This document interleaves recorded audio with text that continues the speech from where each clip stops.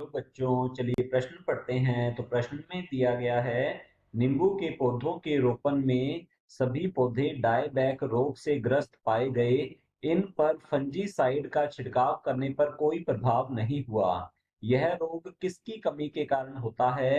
तो हमारे पास विकल्प दिए गए हैं, कॉपर की, जिब्रेलिक अम्ल की, जिंक की या फिर ऑक्सिन की। तो इस प्रश्न की मुख्य अवधारणा के बारे में हम जान लेते हैं। तो यहाँ लिखेंगे मुख्य अवधारणा। इस प्रश्न की मुख्य अवधारणा है हमारे पास, पादपों में, तो यहाँ लिखते हैं पादपों में खनिज खनिज पोषण से संबंधित यह हमारा प्रश्न है।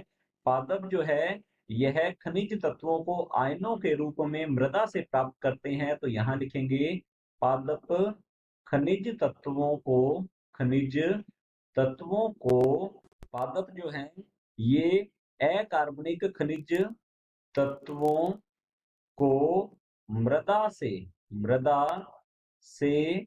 आयनों के रूप में मृदा से आयनों के रूप में अवशोषित करते हैं के रूप में अवशोषित अवशोषित करते अवशोषित करते हैं। तो हमारा जो प्रश्न है, नींबू के पौधों के रोपण में सभी पौधे डायबैक रोग से ग्रस्त पाए गए। इन पर फंजीसाइड का छिड़काव करने पर कोई प्रभाव नहीं हुआ। यह रोग किसकी कमी के कारण होता है?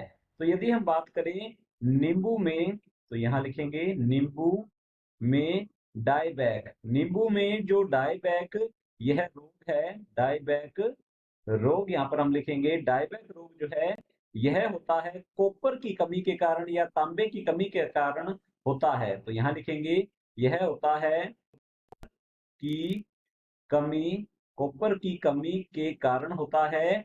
इस रोग में तना जो है यह हम कह सकते हैं यह हो जाता है इसका क्षय, अर्थात तने में उत्तक क्षय होने लगता है और यह पीछे की ओर हम कह सकते हैं कि अग्रभाग से आधारीय भाग की ओर यह होता है, इसलिए इसे कहते हैं डायबैक डिजीज या डायबैक रोग के नाम से जाना जाता है।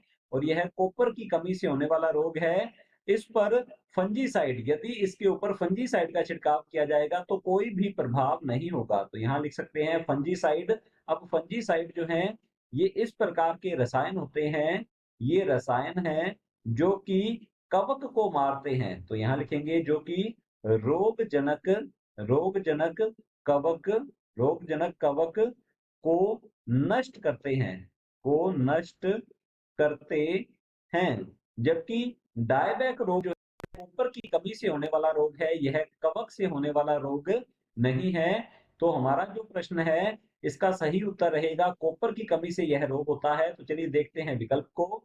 विकल्प ए दिया गया है कॉपर की, तो हमारा पहला विकल्प जो है ये बिल्कुल सही उत्तर है।